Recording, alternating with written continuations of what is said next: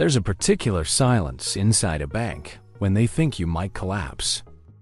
I remember the young woman behind the desk lowering her voice, sliding the paper back toward me like it was something fragile. "Mr. Whitmore, are you aware of these withdrawals?" I wasn't. $43,000. Gone. Not stolen in one dramatic swipe. Not hacked. Not fraud. Transferred. Authorized. By someone who shared my last name. My hands didn't shake. That would have made it easier. Instead, I felt calm. Too calm. The kind of calm that comes before you understand your life has just split into a before and an after. If you've ever trusted the wrong person, subscribe, because this is what it cost me. I retired 2 years ago. 41 years as an electrician. Cold winters. Attics in August. Knees that ache when it rains. I wasn't rich, but I was careful. My pension, my IRA, the small investment account Ellen and I built before cancer took her. That was my security, my children's inheritance, my peace of mind. The banker printed 3 months of statements. There it was, a series of transfers. $8,500, $12,000, $6,700, all wired to an LLC I didn't recognize. Whitmore Consulting Group. I don't own a consulting group. Claire once mentioned starting something online. Marketing. Just a side project, she'd said. I remember nodding while watching the evening news. The banker asked if I wanted to freeze the account. I said no. I don't know why I said no. Maybe because freezing it would mean admitting what I already suspected. And once you say something out loud, it becomes real. When I got back to my truck, I didn't start it right away. I just sat there, watching the reflection of the bank doors in my rearview mirror. Michael's voice echoed in my head. "Dad, just make sure everything's transparent, okay?" I told him he was overreacting. That grief had made him suspicious. That Claire loved me, and maybe she did. But love doesn't move money in quiet, deliberate increments. When I walked through the front door that afternoon, Claire was in the kitchen, humming softly, slicing lemons for iced tea. She smiled at me like nothing in the world had changed. And for a moment, I almost wished I hadn't checked. Because I didn't yet know which would hurt more, the missing money, or the reason it was missing. I met Claire on a Tuesday night that smelled like burnt coffee and folding chairs. Grief support meets in the basement of St. Andrew's Church every week. Fluorescent lights. A box of tissues in the middle of the circle. People pretending they're stronger than they are. I hadn't planned to speak that night. I rarely did. But when Claire talked about her divorce, about rebuilding at 50, there was something steady in her voice. Not dramatic, not self-pitying, just tired. After the meeting, she touched my arm lightly. "You lost your wife?" she asked. 12 years ago, I said. I still don't know why I added pancreatic cancer. She didn't flinch. "That's a lonely kind of quiet," she said softly. That sentence stayed with me. Lonely kind of quiet. We started with coffee, then walks, then dinners at my house because she said restaurants made her anxious. She brought fresh flowers the first time she came over, replaced the dead ones I'd stopped noticing. Michael didn't like how quickly she fit in. "She's very attentive," he said one evening. "That's not a crime," I told him. Emily was gentler. "Dad, we just don't want you to get hurt." I remember feeling irritated, protective, like they were accusing me of being fragile. Claire never spoke badly about them. That's what made it harder. She would sigh and say, "They're just protective." It's sweet, and maybe it was. But sometimes protection sounds like doubt, and I was tired of being doubted. 6 months later, I asked her to move in. Michael stopped talking for 3 days. At the time, I thought that was the worst silence I'd ever feel. I was wrong. The joint account was her idea. Just for household bills, Claire said one evening while drying dishes. It'll simplify things. I hate asking you for money every time I buy groceries. She said it lightly, almost embarrassed. I didn't want her to feel like a guest in her own home, so I agreed. At first, it was harmless. Utilities, property tax, insurance, things that made sense. Then came the SUV. The old one makes that grinding sound, she said. What if it breaks down? What if I'm alone? The dealership smelled like rubber and coffee. She looked small sitting in the driver's seat, hands on the wheel like she was imagining safety. It's a lease, she reassured me. 3 years, very manageable. The monthly payment was $612. Manageable is a flexible word. Michael noticed the car immediately. Nice upgrade, he said, not smiling. She deserves something reliable, I replied, sharper than I meant to. That was the first time I felt the need to defend her. Small transfers began after that. She mentioned needing startup capital for Whitmore Consulting Group. Online marketing, she said. Something flexible. Something that wouldn't depend on me. I don't want to be a burden, she told me one night, her head resting against my shoulder. That word, burden, did something to me. So when she asked if she could move money from savings temporarily, I nodded. The first transfer was $8,500. It's just to set things up, she said. I didn't ask for paperwork. Didn't ask for projections. Didn't ask much of anything. Because asking would have implied I didn't trust her. And I was determined to prove to my children, and maybe to myself, that I wasn't a lonely old man being fooled.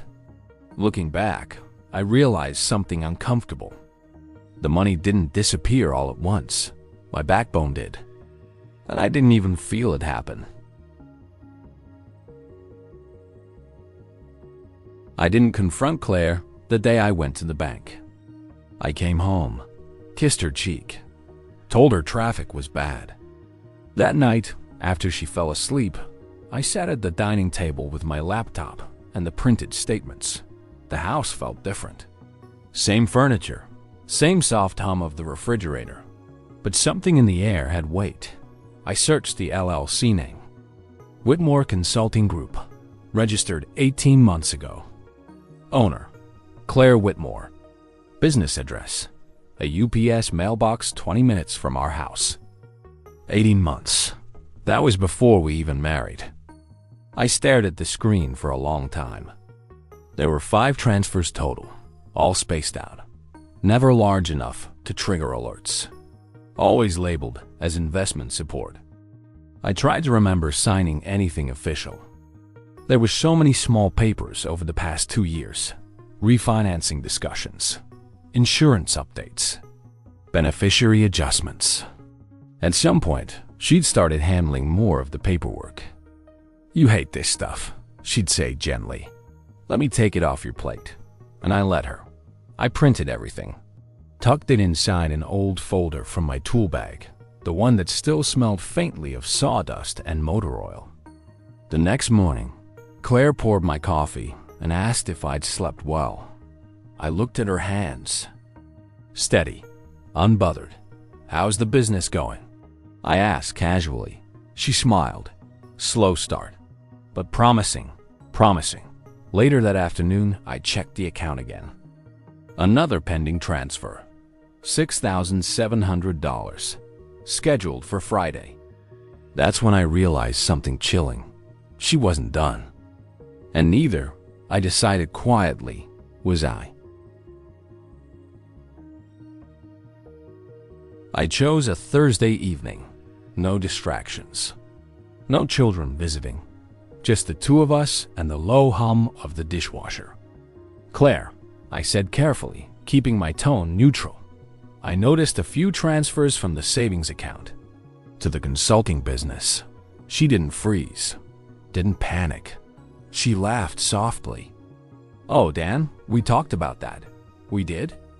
I stayed quiet. You said you wanted to support it. Remember? We went over it after dinner one night. You even said you were proud of me for trying something new. Her eyes held mine steadily. And here's the dangerous thing. She sounded sincere. I just don't remember agreeing to those amounts, I said. She sighed. Not annoyed, just disappointed. You've been under a lot of stress lately. Maybe you forgot. She reached across the table and squeezed my hand. I would never do anything behind your back. It wasn't defensive. It was gentle. That's what made it worse. Later that night, I lay awake staring at the ceiling. Had we discussed it? There were conversations. So many small ones. Bills, insurance, her website, marketing tools, subscription platforms. Maybe I had nodded without absorbing it. I'm 63. Memory isn't what it used to be. The next morning, I almost called the bank to cancel my complaint. Almost. But instead, I checked the transfer history again. And I noticed something new. The digital authorization signature. It wasn't mine. It was hers. And that's when the doubt shifted. Not away from her, away from myself. But I still didn't tell my children, because if I did, I'd have to admit they were right. And I wasn't ready for that yet. Sunday dinners used to feel warm. Pot roast. Emily bringing wine. Michael pretending he didn't check his phone every 5 minutes. Claire lighting candles like we were hosting royalty. That night, the air felt tight. Michael arrived early. He followed me into the garage while Claire finished setting the table. "Dad," he said quietly, holding a folded envelope. "What's this?" It was a refinance statement. Our house. Application in progress. My signature at the bottom. Only, it wasn't mine. My chest tightened. "Where did you find that?" "In the office printer tray." Claire stepped into the garage before I could answer. Her voice was soft, controlled. I was going to explain. "Explain what?" Michael snapped. She didn't look at him. She looked at me. Dan knew about this. Did I? I remembered a conversation about interest rates, about leveraging equity, about freeing capital for growth. But refinancing the house? "No one's taking the house," she said calmly. "It's strategic, temporary." Michael turned to me. "Dad, tell me you didn't agree to this." The garage smelled like gasoline and cold concrete. I felt suddenly very old. "It's under control," I said. The words tasted like rust. Michael shook his head. "You always defend her." Claire's eyes filled with tears. Perfectly timed. I don't want to cause division. And there it was. I chose her. Publicly? "Michael, that's enough." The silence that followed was heavier than shouting. Dinner was quiet after that. No one mentioned the refinance again. But later, as I cleared the plates, I caught Michael watching me. Not angry, not surprised, just disappointed. And I realized something terrible. He wasn't fighting Claire anymore. He was losing faith in me. "He won't question it," she said softly. "He hates conflict." There was a pause. "No. Once the refinance clears, I'll have enough liquidity. The house equity plus what's already moved. I just need a few more weeks. Liquidity, equity, moved." My throat went dry. "I'm not cruel," she continued. "I've taken care of him. He needed someone. This is just security. Security." Another pause. "Yes, once the funds settle, I'm done. Done." The word didn't echo. It landed flat. I stepped backward slowly before the floorboard could creak. My heart wasn't racing. That surprised me. It felt like something colder. Clarity. This wasn't miscommunication. This wasn't stress. This wasn't my aging memory. This was a plan. a timeline, an exit strategy. Back downstairs, I sat in my chair and listened to the rain for a long time. I thought about Ellen, about the years of saving, about Michael's face in the garage. I had defended Claire against my own children, and she had calculated me like a line item. For the first time since the bank visit, I didn't feel confused. I felt embarrassed. But embarrassment is lighter than betrayal, and it doesn't last as long. The next morning, while Claire showered, I called a lawyer. Quietly, because if she had a plan, so did I. The lawyer's office smelled like leather and old paper. Mr. Harrison looked about my age. Gray hair, calm eyes, the kind of man who doesn't waste words. I handed him the folder from my tool bag, bank statements, the LLC registration, the refinance application. He adjusted his glasses and read in silence. "That's not your signature," he said finally.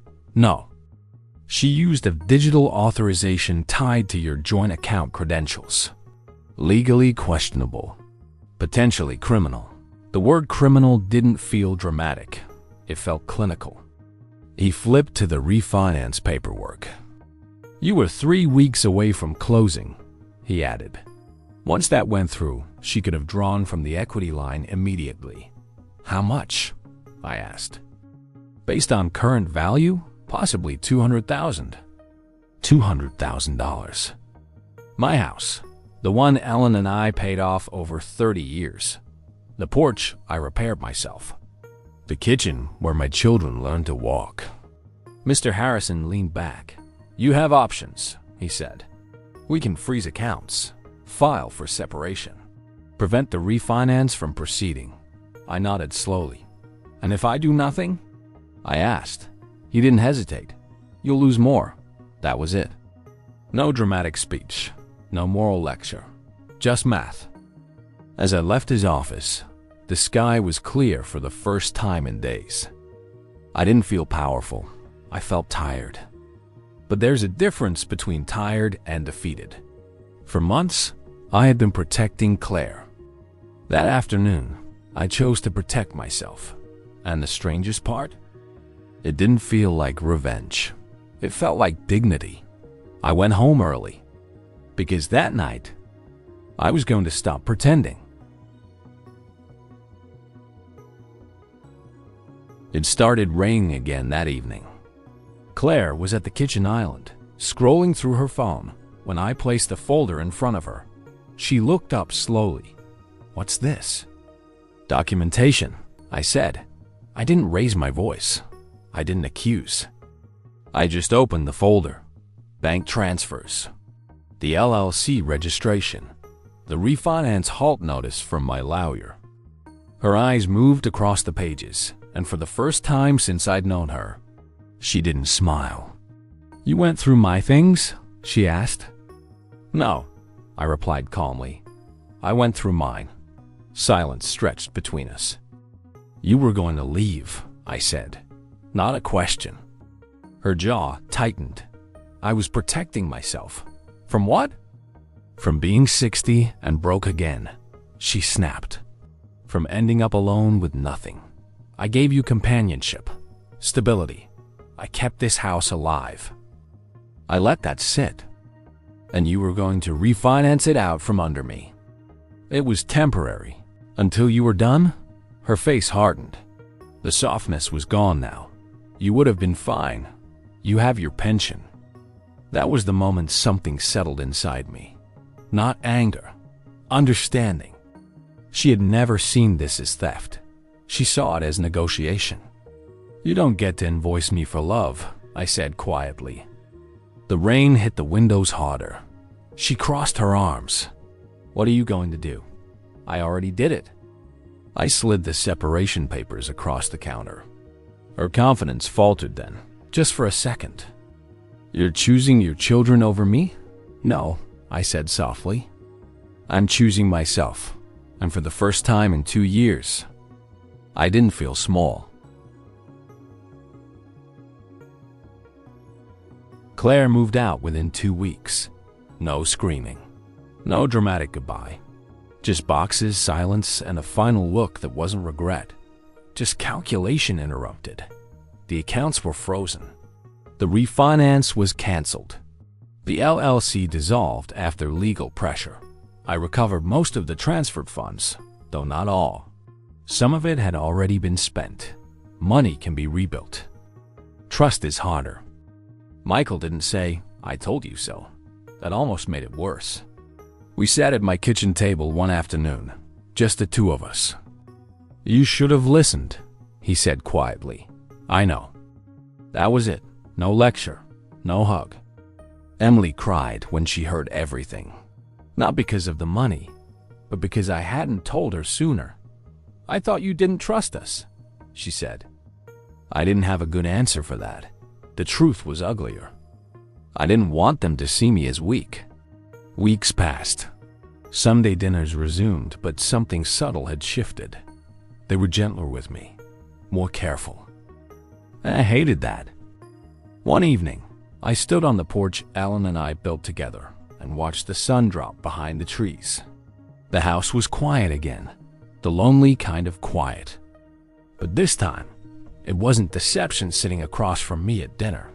It was truth. I lost a marriage. I lost a portion of my savings. And I lost the illusion that I could protect everyone from discomfort. But I didn't lose my home, and I didn't lose myself. Sometimes dignity doesn't feel victorious. Sometimes it just feels steady. And steady is enough. If you've lived long enough, you know this. Loneliness can make you negotiate with your own instincts. It can make red flags look pink. It can make you defend the very person who's quietly dismantling your life. I wasn't foolish. I was afraid of being alone again. There's a difference. But dignity isn't about never being fooled. It's about recognizing when protection becomes self-betrayal and having the courage to stop. If this had happened to you, would you have stayed silent to keep the peace or risked everything to speak the truth? Tell me in the comments. And if stories like this resonate with you, subscribe.